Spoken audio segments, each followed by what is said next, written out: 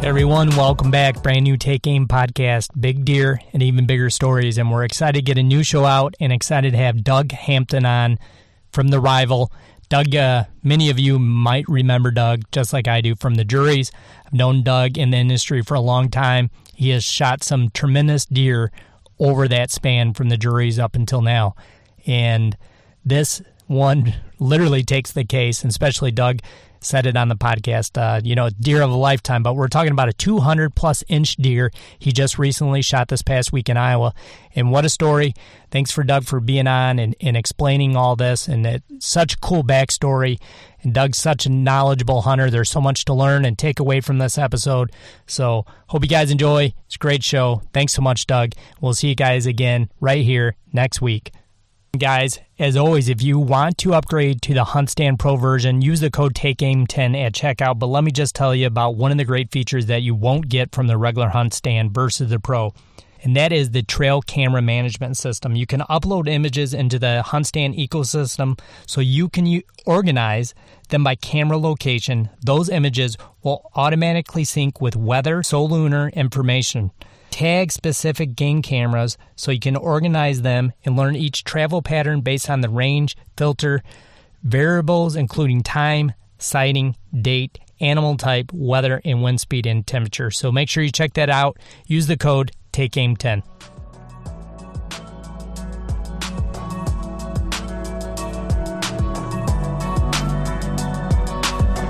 All right, boys and girls, we are live, brand new Take Aim podcast, and excited to get a new show out. Excited to talk another awesome deer story and a big deer. Excited to have this guy on that, especially myself and a lot of people that I'm friends with will remember from way back in the Drury days. But Doug Hampton is here, and excited to speak with Doug. So what's happening, Doug? Hey man, I'm doing good. I'm on top of the world right now, to be honest with you. So. I bet it's all going well. Yeah, I bet you it's been an exciting few days, and man, it's a pleasure to talk to you, and I'm glad you took the time because I highly doubt you've had a minute apiece since you shot this deer. Yeah, it's been pretty crazy, no doubt. But it is a world-class deer. It's a deer that I never dreamed in my lifetime. I mean, don't get me wrong. We all sit around and we all. In the back of our mind, we're like, what if I ever had a chance at a deer of that magnitude? And the truth of the matter is, I hunt really hard. I try to hunt mature bucks, but a deer like this was just, it was just one of those far off fantasies, to be honest with you. Yeah, it's pretty amazing. And, again, kind of getting back, Doug, to your previous history with the Druries and all the time you've been in front of the camera. It's I feel like it's been years now. That's saying a lot, right? Because you've had a lot of opportunities, multiple states, your home state of Arkansas, and I know every year you travel out of state. So for you to say that, that really kind of tells the listeners like what kind of deer this is, because it's pretty special. I mean, like you said, it's legitimately a once in a lifetime type of deer. Yes, sir. Yes, sir. No doubt. He's got 26 scorable points. He's got extremely long main beams. They're right around 27 inches. He's got tine length. He's got a lot of non-typical points, multiple brows, huge bases, over 6-inch bases. I'd love to say I did this, I did that, or whatever, but the truth of the matter is the good Lord blessed me, and I don't want you to think I did not know the deer was there. I knew the deer was there. Matter of fact, there's a huge backstory to this buck. And when it comes to Iowa, the reason that Iowa is so much different than anywhere else, I normally I don't use a lot of outfitters. I just don't. I never really have. I'm not going to tell you haven't ever gone to them, but I'm the guy that I like to go and do my own thing. If I have some ground that I can lease, or even I used to hunt a lot of public land before the videoing, and there's a lot of reasons why I don't do the public land as much, because you get into laws and things like that, and it's easy to mess up whenever you are videoing these hunts and putting them out to the public. And so Iowa's a little different because it's just harder to get a tag. Now, the way they've got it set up, I wouldn't change it for the world. The thing that the DNR is doing in Iowa, I wouldn't change it. And I am, an out-of-state non-resident, and I love the way they do it. They make it to where you get one tag as a non-resident, and you may have to wait years to get it. Now, several years ago, I realized that, and so as much as I love to bow hunt, I knew my odds of drawing a tag were very, very. They're much higher if you're willing to gun hunt, and so that's why I chose to gun hunt Iowa. And a few of my friends, they started an outfitter up there, and man, he was sending me pictures, and he was like, "Hey, we're going to give this thing a go. We'd love for you to come up and hunt." And I go up there, I pay for my hunt just like everyone else, but I've got the opportunity to hunt that place a lot. And so I know that land and I know that area, even though it's not technically my lease or, my ground that I own. I just know the area. And there is a lot of people that hunt around there. And matter of fact, they do a whole lot of deer drives around there. Not my friends that I was hunting with, but the people in the surrounding area. And so a lot of times they use their place as a safe zone. Other words, there might be weeks or they may a lot of times not even hunt that first gun season just to let those deer pile up in this, on their land. And I think it's, roughly around 600 acres that they have in this one particular spot. And so they just let them deer pile up. Well, this trip we were dealing with standing corn. They still had not cut the corn. And so I was having a rough hunt, man. I'm telling you, I was having an extremely rough hunt before the day that I actually saw him. But, there's a big story about this deer that comes before the actual, getting to pull the trigger and being fortunate enough that my bullet found the mark, so to speak, and that I ended up putting him down very quickly. And but there's such a big story to this, and so a lot of times, like on my Facebook post, everybody wants a picture, right? Everybody post a picture. A deer to me, and not just a deer of this caliber, I usually do it on all my deer.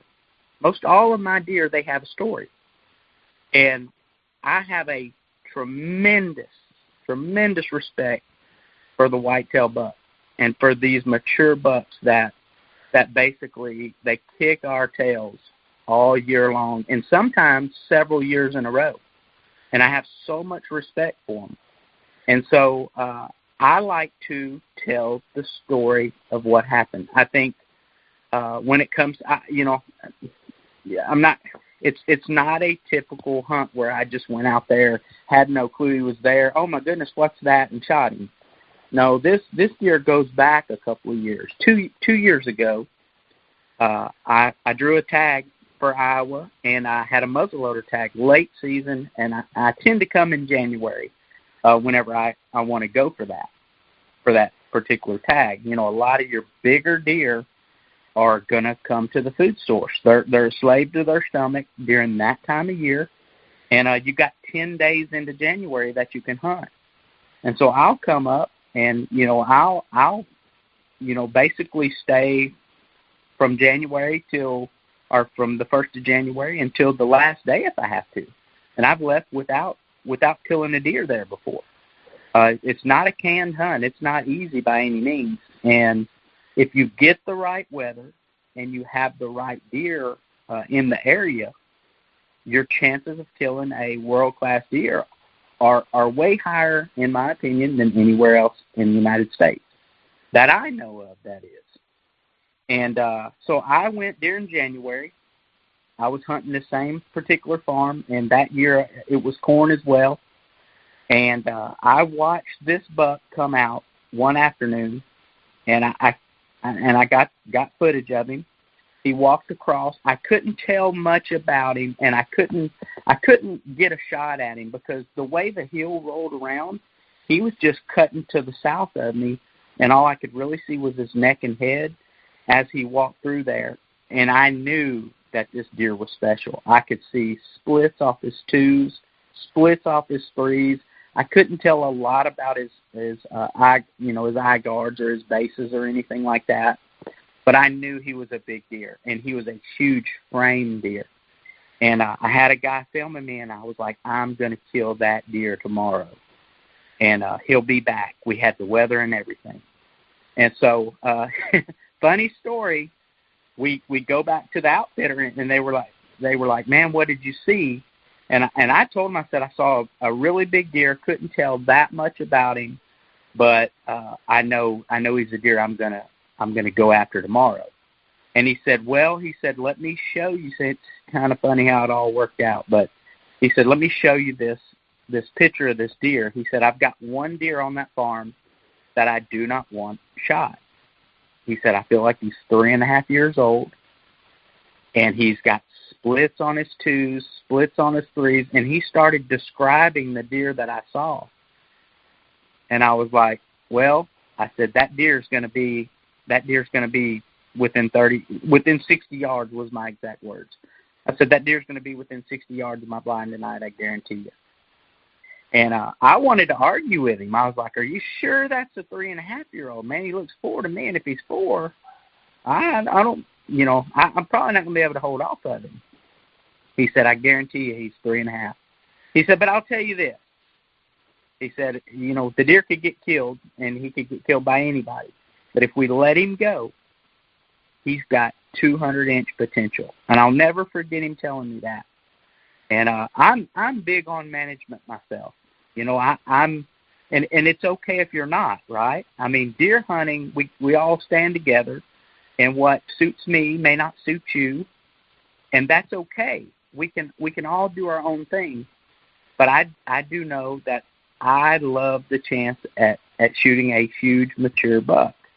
And that place is just special. It's super, super special for that reason.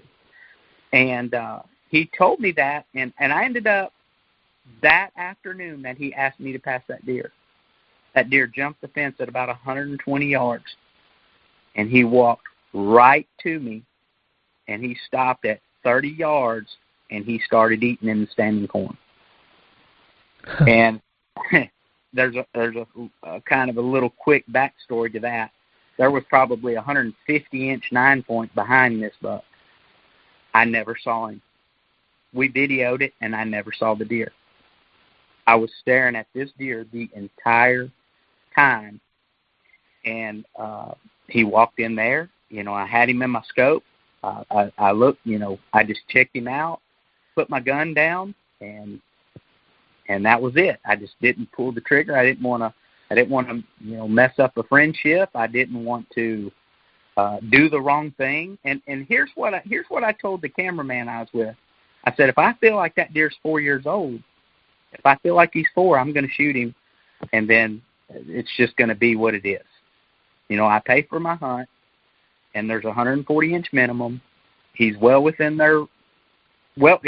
within my rights to shoot the deer. He's 170 inches. And when the deer walked out there, I'll be honest with you, I could not argue the fact that he was 3.5.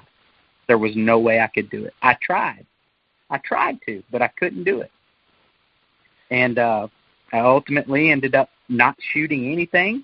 Like I say, I never even saw the huge 9-point, 150-inch 9-point that was right behind him.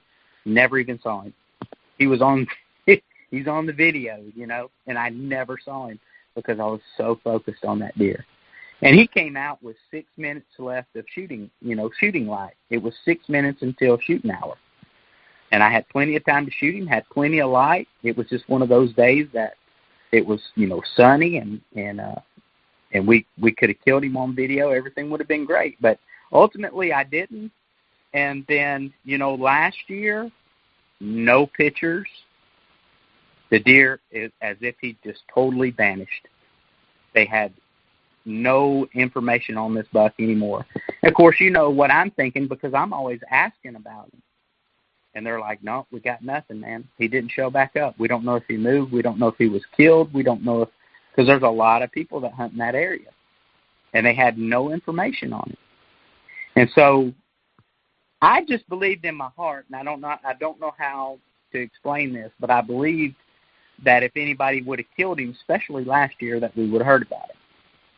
I just felt like he was going to be a big enough deer as a 4.5-year-old that we would have heard about him. Even if it was local in that area, somebody would have said something. Somebody would have, got a picture. It would have just kind of, how the internet is nowadays. Somebody would have found out about it, and we would have known. And that's just not what happened. Yeah, that's just not what happened. Nobody heard. And so this year, I decided I wanted to put in for a first season gun tag in Iowa. And, it's a 5-day season. And so you literally have 5 days to get it done. And if you don't, it's just better luck next year on drawing a tag. And so I put in for the 5-day season. And during the summer, my buddy Jeremy Ward sent me pictures of this deer. He said, and we started calling this deer Full Curl. And the reason we did is because, whenever I think it's rams that whenever they're mature, they've got that full curl. And so we knew that he was super mature now. And so that, being a mature deer, we were definitely going to be after him. And so it was kind of a joke at first, like, oh, yeah, man, he's going to be full curl this year, And then we ultimately ended up just naming the deer Full Curl. That way we knew who we were talking about.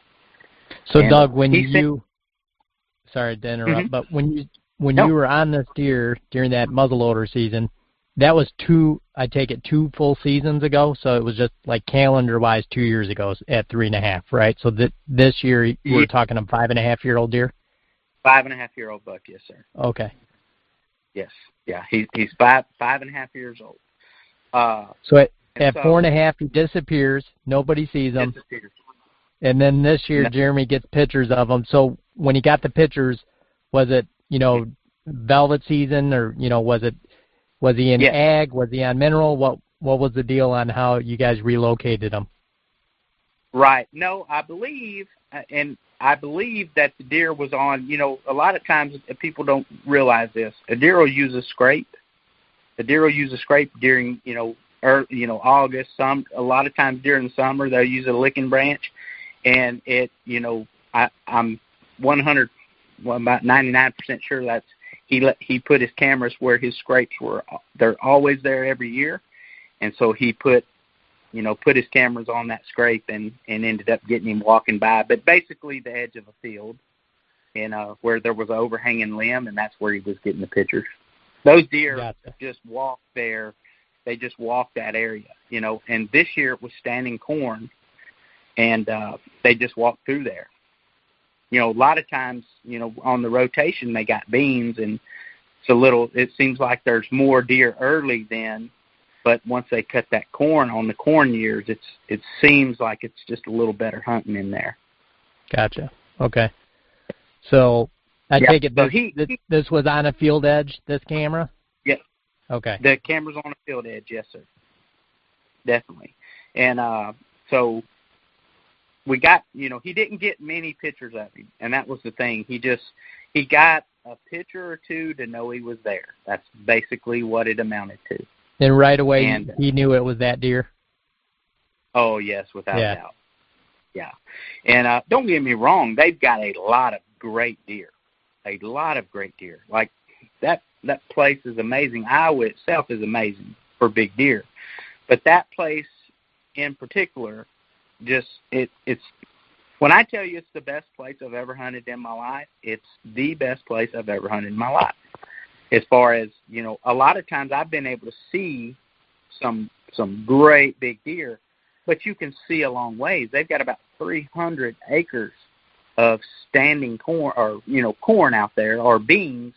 And so when that corn's cut or those beans are out there, you can see a long way. So you may be in one spot hunting out of a box blind, but you can see for hundreds and hundreds of yards, way beyond shooting. And so you need a really good pair of glasses when you hunt there. And I saw some world-class deer. I mean, some really nice deer. And I always look at it whenever I go there, I'm going to get one opportunity. I've always had that one opportunity. And, it didn't always work out. I've passed some very good deer. They have a 140-inch minimum on their bucks, and that helps. Or if it's a mature buck, 4.5 or older, then they waive the penalty on it. So they do a good job of managing. And I'll tell you this too. What zone are you guys in, Doug, out there? Zone 5. Zone 5. Okay. Yes, sir. It's Centerville, Iowa, is where it's at. So gotcha. That's a great area. Yeah. Obviously, it's a great area. Yeah. All of southern Illinois, is great, but that's just where their outfitters at. Good deal. Yeah, I mean you can't beat southern Iowa for sure. So I know you mentioned like this roughly then it was 600 acres. Is it still 600? And is it a mixture of rolling timber and ag, or how's the property layout that you were hunting on? So it's just like typical Iowa. There's a lot of big fingers, a lot of big draws. There's creeks that run through the place, but ultimately it's out of the 600 acres, about 300 of it's corn. And then they have, cattle ground down to the south. They've got alfalfa fields. It's just a really good mixture of topography or landscape, I guess you would say. The topography on it is it's laid out perfectly, and they've got some pretty significant blocks of timber that butt up to them as well. And then they own some of the wood blocks, but the majority of what they own is the food. And so for that particular area, they've got the majority of the food. And so it late season, it draws a lot of deer in there. A lot of times when deer get in there, because they don't pressure, if there's one thing they do on this place, they don't pressure their deer like a lot of people do. But the surrounding area is highly pressured. So they basically let those deer just kind of pile up on them. And like I say, normally they do not even hunt this farm during the first gun because there's so much going on around. They just want them deer to pile up, especially this year with the, standing corn. They wanted to give those deer a safe space.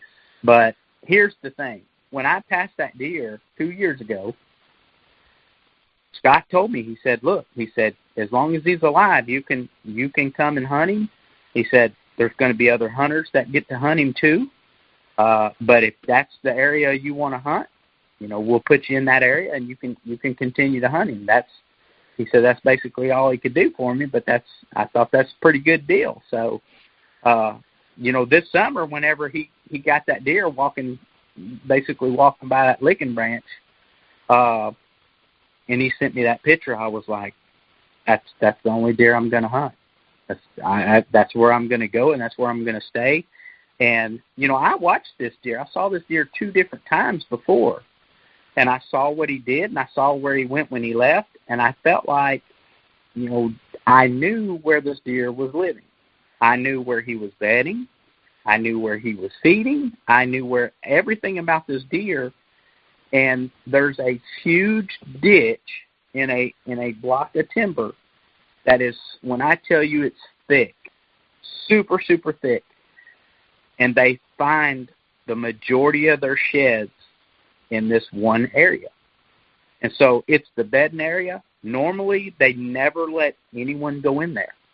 They just don't. There's stands around the outside, and there's several different directions that these deer can come out of this block of timber, and they'll never let anyone go in there.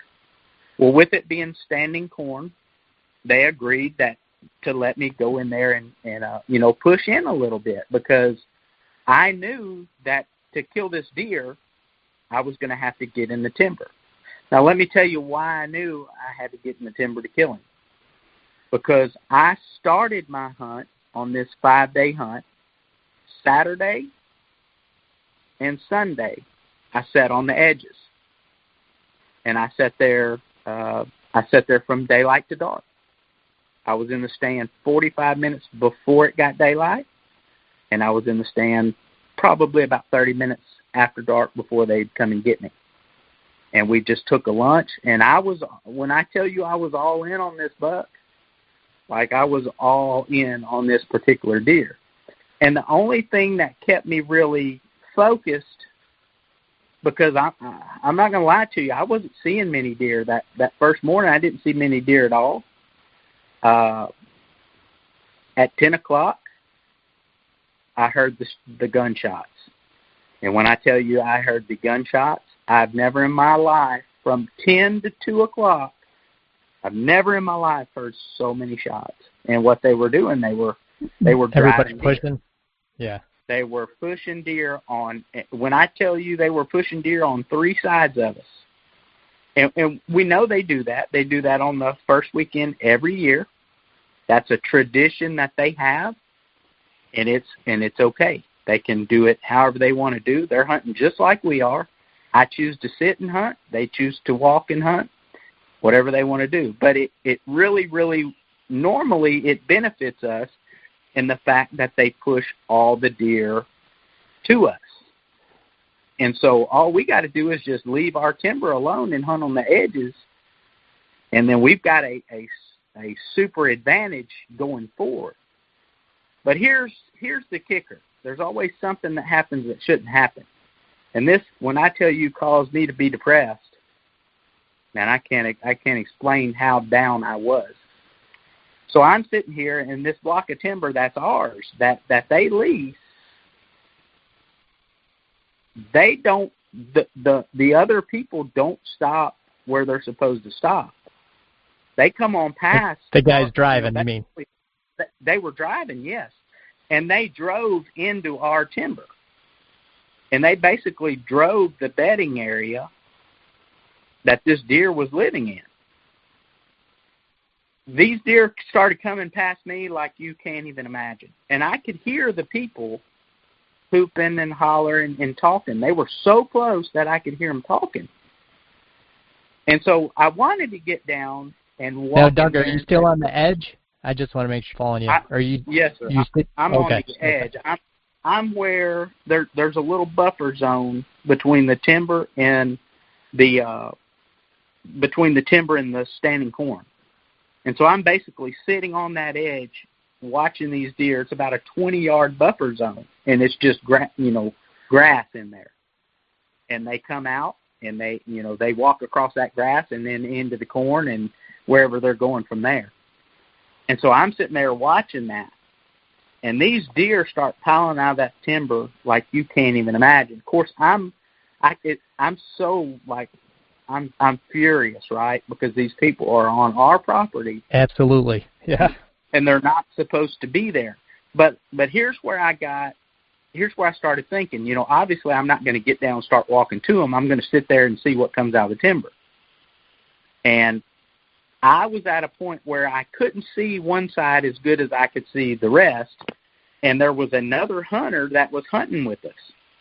And he was probably about, I don't know, maybe 300 to 400 yards to the northeast, and all those deer started coming, just started piling out of that timber, and I never saw him come out of the timber, but the guy that was basically down the creek from me, he said he thought he saw him, come out of there and on the other side of the block, come out of there and basically ran by him, but he couldn't get a shot. And he was pretty sure that it was him, but he just didn't know. And so that told me that he was in there just like we suspected. He was in there, and that's where he was bedding. And it gave me a little bit of confidence to know that he was out of there, but I also knew he was going to go back. I'm not telling you can't, a big deer doesn't really like to put up with intrusion. But that doesn't mean they won't return until they're bumped continuously. And so the next day, it was a exact repeat of Saturday. So Sunday, same thing. They were deer driving. I probably heard 100 or more shots. And I'm talking about in the surrounding area. And the only difference is they didn't come on to us then. They stopped. Not only did they not come on to us, they stopped well short of us. And so they basically only drove it one time. And I felt like overnight that deer was going to, early in the morning, what have you, he was going to return to his safe zone because we just don't go in that timber. And sure enough, I believe that's what he did. And I sat there the next Wednesday. You have to keep this in mind too. After these folks drove, the deer just didn't move. We just didn't see hardly anything. I think I had seen about 3 bucks in the first 3 days that I hunted. It was that bad. I believe it. They kind of bad for that heavy driving. Yeah, I don't mean 3 big bucks. I mean 3 bucks. Just 3. Yeah. Yeah, it just 3. I mean, it was when they drove that timber, it just devastated it. But I also in my heart, in the back of my mind, I said, he's not getting out of there. Where's he going to go? He don't have nowhere to go. They drove all that. He's going to come back to where he's always safe. And so I believed he was going to be back in there, and I also believed he was going to be in that deepest ditch in the middle of that timber. It's just brushy, and it's where they find all the sheds, like I talked about earlier. And so day 4, I decided I was going to make a new plan. I talked with Jeremy and Scott. I said, look, I want to go to the furthest side of that block of timber, and I had saw in the past, I had saw a lock-on back in there. And I said, is that lock-on still in there, and is it safe to get in? And they said, yeah. They said it leans a little bit, and it's probably not going to be very comfortable to sit in or film in, but if you want to go in it, you can. And I said, I do. I want to go in there, and I want to sit until about 10 o'clock. But if you will, bring me a lock-on and a set of sticks, because I'm going to go hang right next to that deep ditch and in hopes that he comes out of there and I'll get a shot. And they were okay with it. Like they wanted me to shoot this deer. They knew the history with him, and they wanted me to have my best opportunity. They were very, very open to what I was, suggesting I wanted to do. Not only were they open, but they were all for it. And right there at the last minute, I had a change of heart. And the reason I did is because the wind started coming out of the southwest. And I thought it was going to basically stay west all day. But I don't know if it was the way it was swirling in there or what have you. But it was south-southwest, and it was, in my mind, the wind that I needed to kill that deer as long as he came out on that side of the timber. Because I felt like if I gave him the wind and then I would get just far enough east that he would feel comfortable coming through there, that I felt like he was going to come out that side of the timber just because the way the wind was blowing. It was his safest route to get to the corn. And so I decided just to take that stand down and move that stand about 70, 75 yards. And while I was sitting up there that morning, I was glassing, and I found a tree out there that I felt like I could get in, that would be a little more comfortable, that would be, over far enough that the wind would not kill me. And that morning I just didn't worry about it as much because I had the thermals, and I knew the direction the deer were. They were going to be coming from the standing corn back into the bedding area. And so I felt okay about it during the morning. But as it got, started getting up in the day, I knew I needed to get down and make my move. That way I didn't do any damage for the evening. And so they come out there. They said, not only can you move the stand, but they said, we'll come help you move the stand. And so they came in there, and we took, we wrestled that stand, and we got it down, and then we took it on down the ridge and off down a little bit down into on the edge of this finger that came out of the bedding area.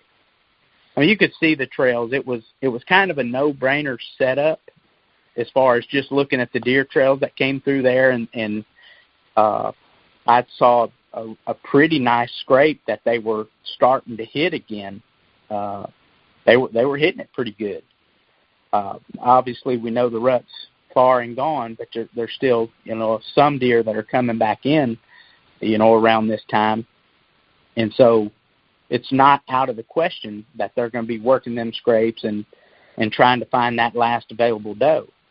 So I saw that big scrape about 40 yards to the north of me. That even made me feel way better about my tree that I had picked. And I felt like if they came to that corner, I was going to have the upper hand. And so they came in there. We got everything moved. We trimmed out a few trees and just basically did the old proverbial hang and bang, And we hung the stand, and I knew I was going to ride that stand, for a day and a half, because that's all the season we had left. Hey, so Doug, I got up in the stand. Mm-hmm. Was this stand a little bit better based? Did you make this decision based on a thermal as well? Was it a little bit higher in elevation or a little bit lower than where you were? No, it was definitely higher. Yeah, it was higher. So, the ridge the way the fingers come out, it was just not much higher, but just a little bit higher. In my opinion, it was one of those stands that you're going to have a lot of deer under you, because, as far as a bow set, oh, my goodness, you couldn't. I basically hung it like I would a bow set. Okay, and that's what I was kind of wondering.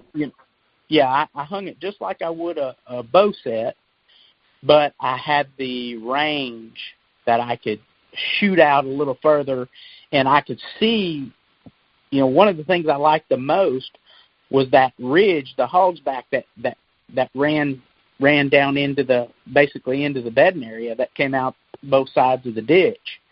I could see all the way down it. I had a little bit better vision as far as seeing everything I needed to see. Not only that, but I bettered myself as far as the wind. And the thing about it was I wanted to give him the wind. I felt like with that southwest wind that he was going to be coming from the northeast to the corn out of the bedding area. I had how you just have instincts. And I felt like that's what he was going to do. Here's a side note on that. How did we even know the deer's still alive? Well, we knew he was still alive because 3 weeks ago there was a bow hunter about 300 yards away from where I was actually hunting him that had him at 40 yards. He was walking down a trail, and he thought he was going to walk 15 yards from him and basically get killed with a bow. But right at the last minute, the deer cut off through a really thick, brushy area, and he walked by the guy, but he was 40 yards away, and the guy just couldn't get a shot. Well, the next day, the guy shot a different buck, and so we knew he was still alive. That's how we knew. I wasn't just in there hunting a ghost. Had that hunter not had a picture of him, or I'm sorry, if that hunter had not had an encounter with him, then it might not have been as enticing to hunt for one deer, so to speak. And so we felt like he was still alive, and you once again I had a feeling that he was there. I walked the edge of timber block. And, man, when I tell you the sign and the tracks, like the huge tracks, like it was just, I just knew there was a big deer in there. And the whole time that I was sitting there, that's what kept me going. Because, once again, I just wasn't seeing, it just wasn't a typical Iowa hunt where you see lots of deer and maybe from a distance you're going to see one or two really big deer. It just wasn't typical. Nothing was typical about what was going on. And so I crawled up in the stand. Hey, Doug, let me interrupt real quick. Okay. Do you think that being not typical of a Iowa hunt, do you think that was all based on that pressure from the gun drives? I think it was 100% due to the gun drive. 100%. Okay. Because you had decent weather, I take all that stuff. We had great weather. We had high 30s, low 40s, and it was 20s Perfect. In the morning. Yeah, that's you couldn't have scripted it any better. The morning that I decided to change gears and to actually go into the timber to hunting, it was foggy that morning. The morning that I ultimately got my opportunity, foggy that morning. About noon, it started to break. The wind started to pick up, blow a little bit, probably 6 to 7 miles an hour. And it was just one of those bluebird sunny afternoons. And it just felt right. The pressure wasn't extremely high, but it was 30.1. I mean, so not horrible by any means. But I felt like it was going to be a good afternoon. Goes back to what I was telling you. Typically, they do not. That's why they don't let any of their hunters hunt that area during the first gun, because that's when they do their drives, and they don't want people to have a bad hunt. I insisted that I stayed in that area and hunted that deer. I've been fortunate enough to kill a lot of mature bucks. Good Lord's blessed me, and I'm very patient when it comes to that. But how many times in your life are you going to get a chance to hunt not just a mature buck, but a world-class buck? Once or twice if you're lucky. Yeah. Not very many. And so in my mind, if I just sit in there and just stay in there with him, I'm going to be, at least I'm in the ball game, right? I'm in the stadium. I can at least see what's going on, and maybe if I get a glimpse of him, maybe I can make another move, to get in there closer to where I could kill him. But you have to understand this. I'm already pushing the envelope because I'm about 100 yards or less from where I feel like he's bedding already. So, and that's down to that bottom you're talking, down to the hog back? Yeah. You're saying you're roughly 100 yards? Okay. Yeah, roughly 100 yards, really, really steep and really, really thick, and I mean really, really gnarly bedding area, like tough to walk through kind of stuff. And I just knew that's where he was bedding. I just knew that's where he was at. I knew that's where he'd returned to after the drives, and it was just an instinct. I didn't know, but I knew.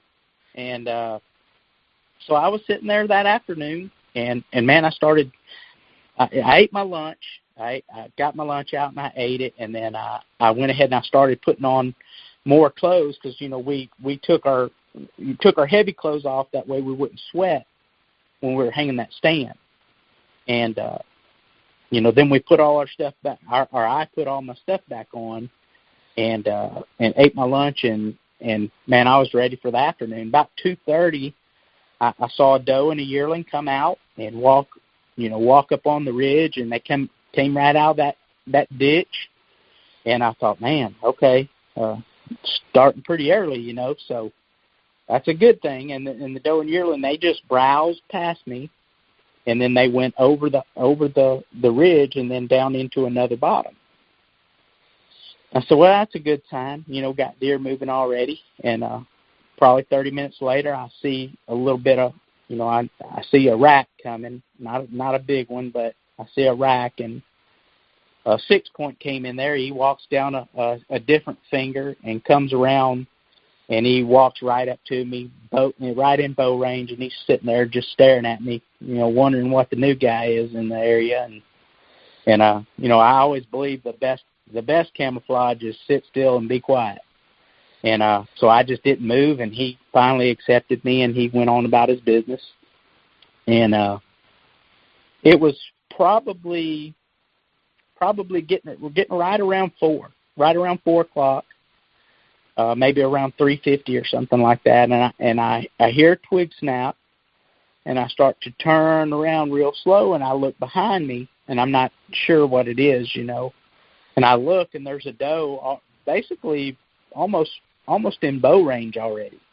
She just slipped in on me with that wind blowing, and I had a face covered. I had all this stuff covering my ears. I mean, it was pretty cold, and she just slipped in on me, and so I eased around. And I heard the twig snap, and she was standing there, and I said, "Oh wow, she done got up on me," And there was a yearling, and she was sitting there eating, just browsing right there, and you know how they are. They're standing under you and they're browsing, but yet they're looking at you, and they still don't see you. And I was like, wow, she's just like looking right at me, and she hasn't even made a move yet, like she hasn't paid me any attention. And so I'm sitting here staring at that deer, and I start to turn, back to kind of glance around towards the ditch, and I catch a glimpse of a rack. And when I tell you, and anybody that's ever seen a really, really big deer, it doesn't matter, a big deer to them. When I tell you I lost my breath, I went, you just kind of, it's like you're gasping for that next breath, like you can't get it. And my heart skipped a beat. Like it's not it's a real thing. My heart skipped a beat, and as soon as I laid eyes on what I saw coming out of that ditch, my heart started beating so hard that I could just feel it. My pulse and everything, and I could feel my heartbeat in my head, like everything. It was instantaneous buck fever is the name of it. We all know what it is. And it hit me immediately. Well, I'll tell you this, I have messed up in the past so much that I've kind of learned how to calm myself down. And I've made so many mistakes on big deer in the past that making another mistake, especially on a deer of this magnitude, is not something I want to have to live with over and over and over again like I have in the past. And so I just reached up there really slow, and I hit record, turned the camera on, hit record, and I just started filming him. Where I saw him the first time, I couldn't shoot him right there. But when he took about 15 steps, I could shoot him. And so I turned, and I was thinking about going for my gun, and then he started walking again. And so I'm turning to go for my gun, and then he starts walking again, and I'm like, I gotta do something. I got this doe that's right under me, and she's steadily milling closer to me, but she's just behind me, right? And so I said, I'm going to have to grab this grunt call, and I'm going to have to grunt at this deer to get his attention, or he's fixing to go. He's somewhat basically walking away from me. He's parallel, but he's going away from me, and I've got to get his attention. And so I was in that spot to where, do you really want to grunt with a doe standing right under you? No, you don't want to. But what's your other option? You don't have any other option. Do you just let him walk off, and then you may or may not get another chance at him tomorrow? And so before I got a chance to make my decision to grunt at him, I decided, all right, I'm just going to go for the gun, and I'm going to try to shoot him before he gets too far. And so when I turned to go to grab the gun, this doe catches me. I mean, she's all over me. And I hear, she stomps that foot one time, and I said, oh, Lord, please do not blow, please. And I was just busted. Well, when I went to turn to get the gun, and the doe started, she stomped that one time, and I looked down there, I glanced down at her, and she's just eyeballing me. I mean, she's staring at me. At this point, she's about 8 yards from me, and she's staring right up at me. And so I didn't know what to do. So I eased back around as slow as I could, and I go to start filming the deer again. So I get the camera, and I'm just like, well, I'm just going to film him. I can't do anything. And she starts getting really, really nervous. And you know how it is when they peg you and they start stomping and like doing a half circle. And so she was doing a little half circle behind me and stomping her foot real hard, like not just standing in one space, but as she was walking, bam, yeah, bam. Yeah, and you know how they do, and then she turns and she looks back at me. Well, I'm filming now, right? I'm not even going for the gun anymore. I'm already busted, so I'm just going to film this deer until he leaves. And about that time that he saw the doe stomping, like while she was walking. And you could see it, like when I tell you could see what he was thinking, he didn't want to come to that doe. He did not want to come to her.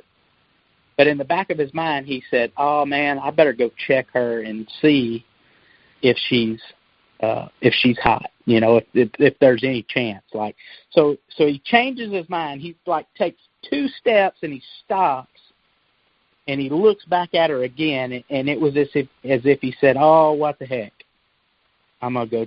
And he just rolls his head around. And when he did, he literally did a 90 and he starts walking just straight at me. Oh, no and I was way. like, oh my gosh. And when he starts walking at me, I don't know if you've ever dreamed of seeing a 200+ inch deer in the wild walking at you, but you cannot prepare yourself for it. And so I'm having to film this deer, and then I'm having to think about shooting this deer too.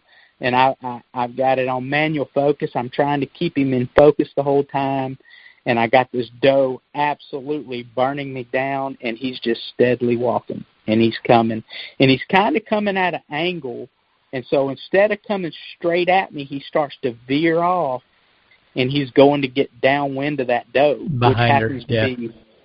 which happens to be directly downwind of me. And that's why I wasn't expecting the deer from that direction.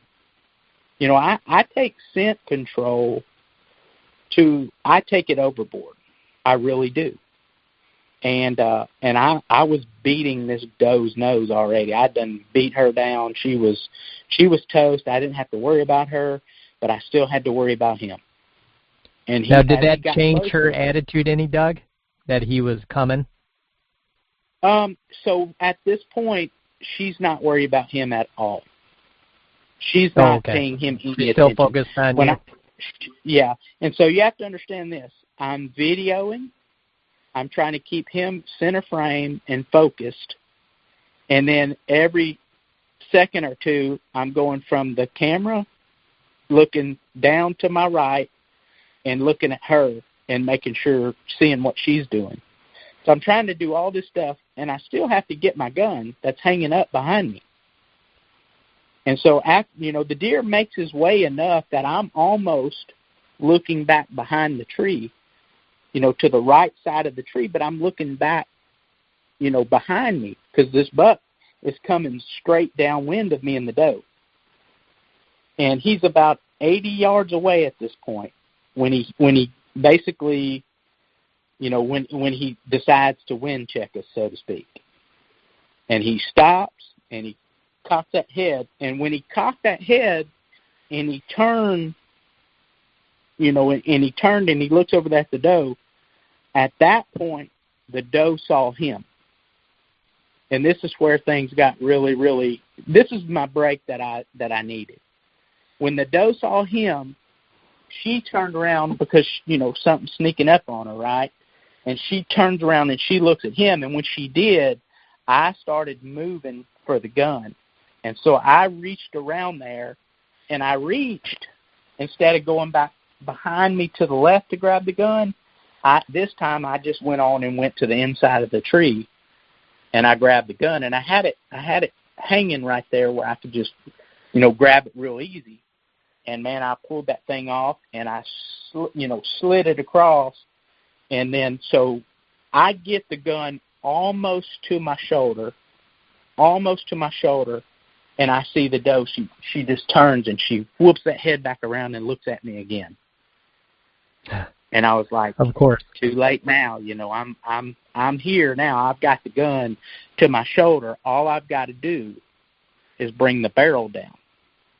And if I bring the barrel down and I get it pointed right, then all I got to do is look one more time back to my left and check the viewfinder to make sure he's still in it, which I knew he was because he had not moved. And so I check her one more time, and I reach up there and I cock the hammer, and I get it. I go with my eye down to the deer, and I kid you not, this will never happen in a million years again to me or probably many other people. But I promise you, when I looked into my scope, the crosshairs were dead on that deer's heart. Like literally, when I looked into it pointing and I went to find him, the crosshairs were already basically where they needed to be. The problem was, I knew with this doe behind me that I could not get to my shooting sticks. I had my shooting sticks right behind me, but they were just a little bit lower. They were hanging on a limb about where my calf was. And so I would have had to reach all the way back down and grab the shooting stick. I would have had to fumble 3 different things at one time, and I couldn't do it. Right. And this buck's standing downwind of me, and he's bobbing his head up and down trying to win me. And then he starts licking his nose. And so he's trying to get me, right? I mean, all this is happening simultaneously. And so all I could do was steady the gun free-handed. I mean, I couldn't get a rest. I couldn't do anything. And I steadied the gun, and I promise you, I said a little old prayer right then. I said, please, Lord, help me make this shot. That's what was going through my mind. Please, Lord, help me make this shot. And I moved. I remember when it was on his heart, I moved it back to the left towards the back of his ribs. And I held low, and I started to squeeze the trigger. And when the gun went off, man, that joker kicked the fire out of me. I'm talking about it popped me. And, when the gun went off, it was instantaneous. He just fell and hit the ground. And when he hit the ground, I guess I started freaking out. And I saw the blood instantly, and I knew I had most likely probably hit him a little high, but I saw the amount of blood that he was losing, and I knew that was the moment that I knew he was going to be mine. The way he fell behind a tree, and then he was trying to push around to get out of there. And so I couldn't, it all happened from the time I pulled the trigger. Before 10 seconds was up, he was no longer moving at all. But I couldn't shoot again. I couldn't do anything because he was behind the tree. Just the way he fell, yeah. It was just the way he fell. He kind of fell down the hill. And when he fell down the hill, he just went behind that big tree, and I couldn't see anymore. But I could see his legs were hanging out from the back of the tree, and I couldn't see his rack. I couldn't see anything. But I kept looking at it. I looked through the camera. I looked through the scope, and I just stood there. I jacked another shell in there, got it in there as fast as I could, and I just stood there, and I just held the gun on him. And I bet you I don't know how long I held it, but it seemed like about 10 minutes. And I was like, if you try to get up, I'm gonna try to hit you again, you know. I mean, I just went into full panic mode. And so then it started hitting me. I think that, that's him. When the deer was coming in, don't get me wrong, I knew it was him. But I couldn't tell myself it was him. I couldn't go. Right. I try to always, it's shooter or no shooter. That's all it is. It's a deer I'm going to shoot or it's not. I don't start thinking about what he is, what he'll score. I don't think about any of that, and none of that even matters. But when he hit that ground and I started thinking about what deer it was, I was like, oh my goodness, I just killed the biggest buck of my life. I killed the biggest buck of my life, hands down. And, I'm not saying it can't happen, but to kill another deer of that magnitude, it's just hard to do. It's just, and so what makes it so hard is finding them, right? I mean, these deer it doesn't matter if it's Iowa, Kansas, Illinois, it doesn't matter. They're hard to find for a deer to grow that much antler and then to have that much character. And they're just hard to find. Finding them is the hardest thing. And it just started hitting me how big a deal it was. And then I started thinking, what if I would have missed that deer?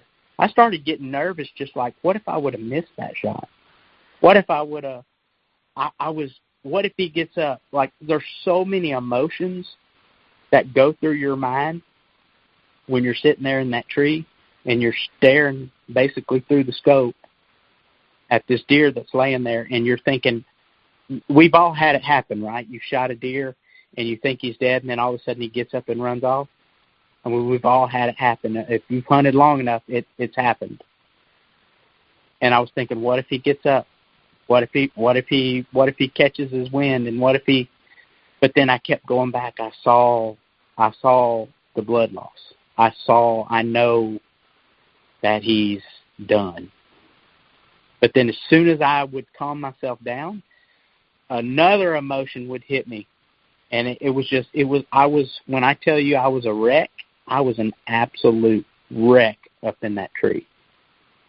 And, I sat there long enough and I thought, well, I'll get down and I will just ease over there to him and I'll keep that tree between me and him. That way he can't see me. And I'll slip up to the edge of that tree and I'll walk as slow as I can. And I'll have my scope all the way backed out. I'll have basically everything ready to go. I'll have the gun all the way up to my, basically to my cheek. That way if he moves, I'm on him quick, and maybe I can get another shot. I was like, all these things. And so that's what I did. I crawled down and I started easing over to him. And when I got to that tree, I just kind of peeked around the other side of the tree, and I just stood there and I stared at him. And I was looking at his chest because he's going away from me. And I was like, oh, my gosh, like I couldn't believe how big his rack was. I'm looking at him from the back because he's laying facing away from me. And I'm like, I can't believe how big that rack is.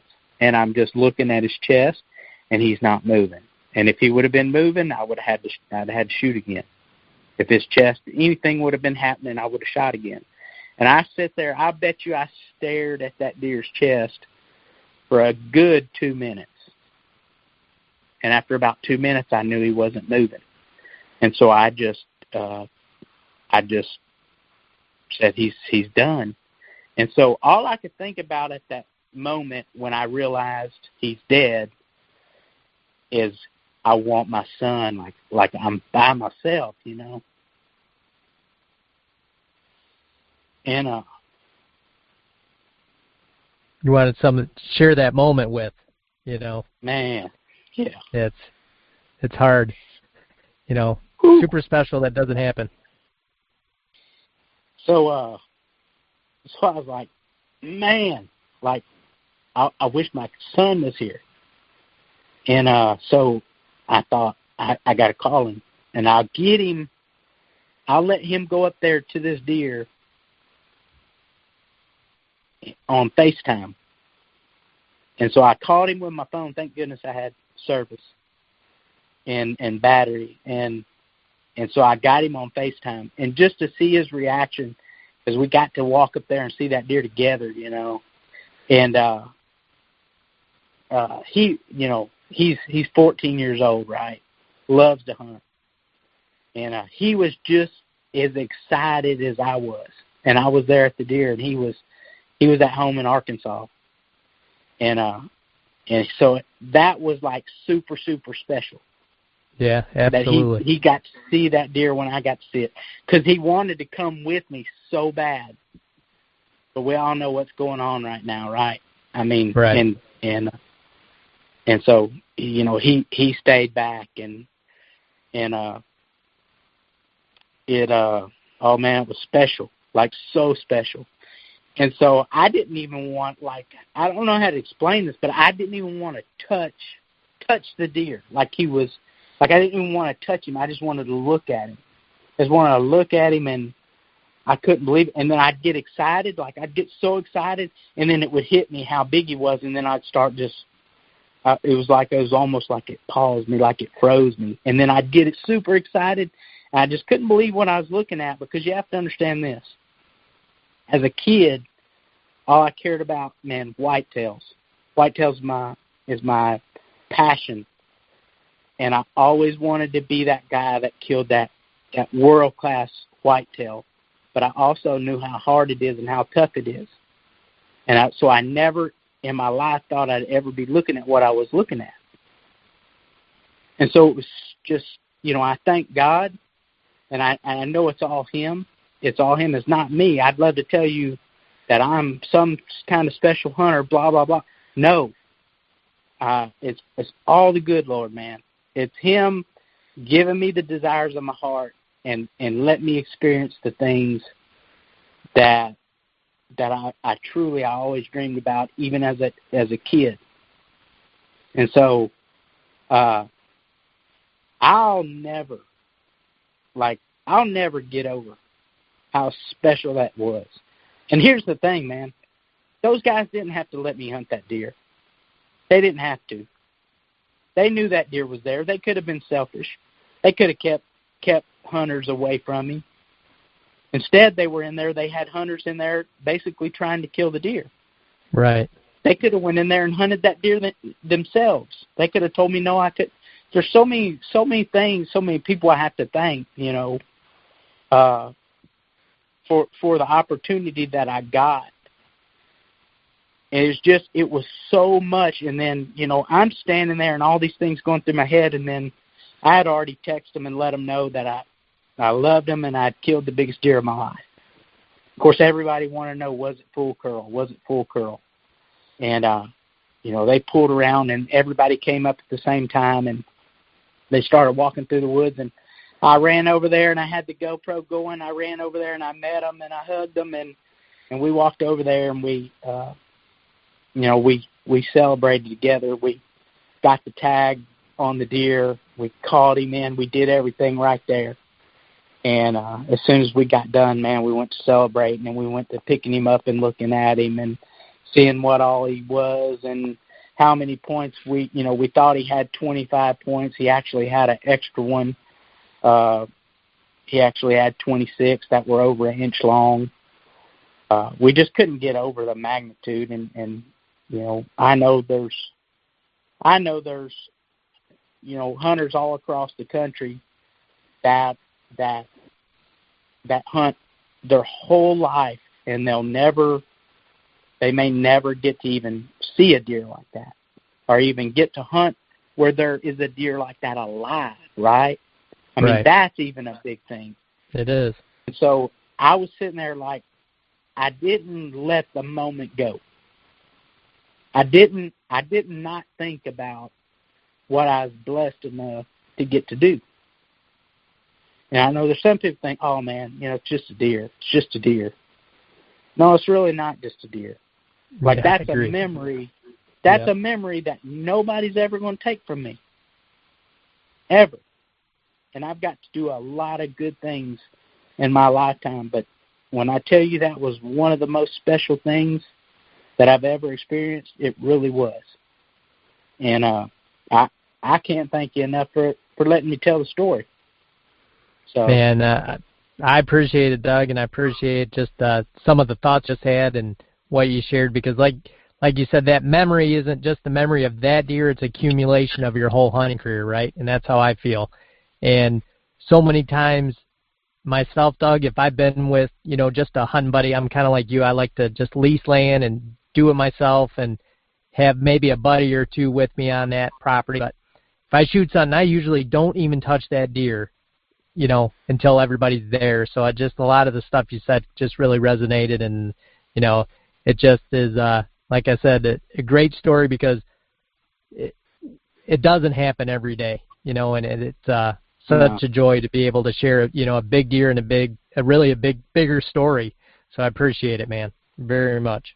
Yeah, man, I appreciate you. Like I say, it was a hunt of a lifetime for a deer of a lifetime, and I can't thank you enough for letting me just be able to tell it. I know there's hunters all across the country that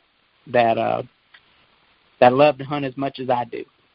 And I'm very, very fortunate, and a lot of my priorities, wrap around being able to deer hunt in the fall. I get to deer hunt a lot, but the reason I do is because I work, during the rest of the year to be able to do that. I put myself in that position, and I realize I'm not that some people aren't fortunate enough to get to do that. It doesn't make them any less of a hunter.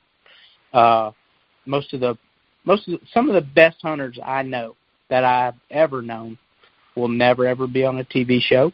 They'll never ever be in the industry, but they are hardcore deer hunters, and they know what they're doing, and they're really good at what they do. And I have a ton of respect for those people, and I know who they are too. So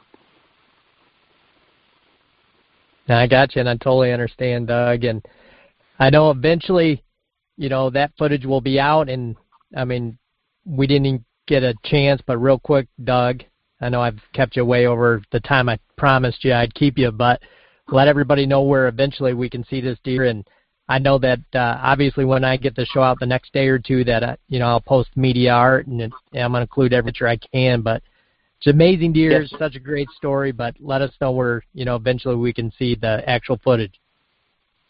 Right. So we've got a lot of different things going. But if you want to keep up with what we're doing right now, just basically go to The Rival on Facebook. It's The Rival TV show, and we will have this footage. I'm not sure when we'll air it. I will tell you this: the footage is really, really good, and I'm not saying that because I self-filmed it. I'm just saying that because the doe had me pinned down. I had to move slow, and I had to. I couldn't do nothing but film the deer. So the footage is phenomenal, and the story I just told you, it's laid out in the footage. You'll be able to see every bit of it, all the way up to the doe just staring at me. It's just one of those things that it just all worked out and it came together. I actually showed one of the guys on the. I showed Bart Goins the footage on FaceTime last night, and he couldn't even believe it. He said, "I don't even know how you held it together to even keep the camera on him." And I don't either, except for I had that doe burning me down, and I just was thinking, filming. Got to be a camera guy before a hunter when you're videoing. When you're filming, yeah. Basically, we're going to have some new avenues coming up. And so we'll get that information out. But if you want to keep up with us, go to the Rival on Facebook, and all the information will come through that avenue. Yeah, and I'll make sure to share that as well. And Doug, when it does happen, you get back with me, and I'll share it then as well. And again, appreciate, big deer and bigger stories. That's what today was. And Doug, I can't thank you enough. And hopefully, man, me and you can share another story in the future. Yes, sir. Yes, sir. I've got a few good ones. I know you do. Yeah. All right. Absolutely. As far as we know the deer's well over 200. How far over, we don't know yet. When you have a deer that size, you don't want to just take a score and run with it. You want to get it done right. And so we've been we haven't been putting it out there what he scores, but he's going to be well over it. So over 200 is big. I'll let you know. Absolutely. Yeah, I don't know yet, but and here's the other thing about it: none of it matters really, right? No, none of it matters. It's that memory that I got of that deer walking in is what really matters. Absolutely. Boys and girls, as you know, you can find us every week on iTunes, Outdoor Podcast Channel, Unfiltered Outdoor app, now on Amazon Music as well. And Doug, we'll see you again real soon.